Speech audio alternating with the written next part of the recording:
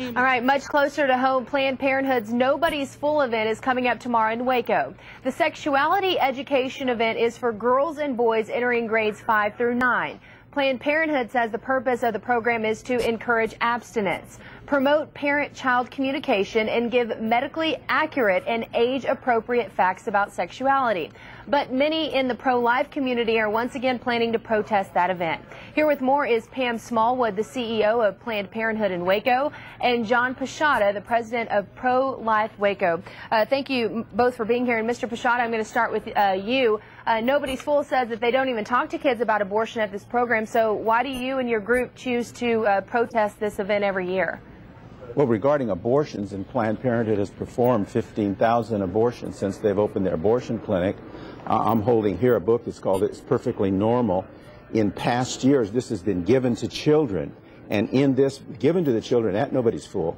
And this book contains a chapter with 9 reasons why it's okay to have abortion. So I'd be interested to know if Planned Parenthood continues to plan to give this book, which has been rejected as pornographic by many groups, if they plan to give this away to children tomorrow. Okay, Mrs. Smallwood is joining us now. She is live in downtown Waco. And Mrs. Smallwood, I'm sure you're familiar with the book that Mr. Pashada is talking about. At least according to your website, abortion is not talked about in this Nobody's Fool conference. Do children, are they exposed to the pages in those books that Mr. Pashada is talking of? No, let's do talk, though, about why Nobody's Fool is so successful. I would say, first of all, it's because we have most of the youth organizations in town partnering with us on this. So these are the youth organizations that work with kids day in and day out and know what they need. We have over a dozen of those, plus over a dozen of local faith-based organizations partnering with us on this.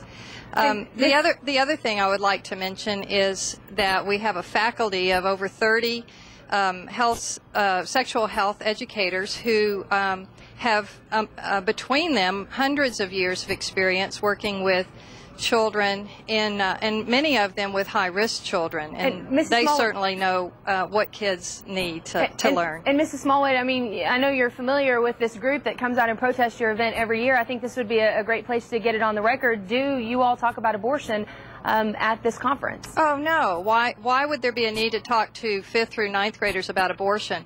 Unfortunately, because of the protesters, we have to answer questions about what they're doing out front. And, you know, we make it clear to them that they are not familiar with Nobody's Fool. Mr. Pashada certainly has never attended Nobody's Fool, although he promotes himself as an expert on the event.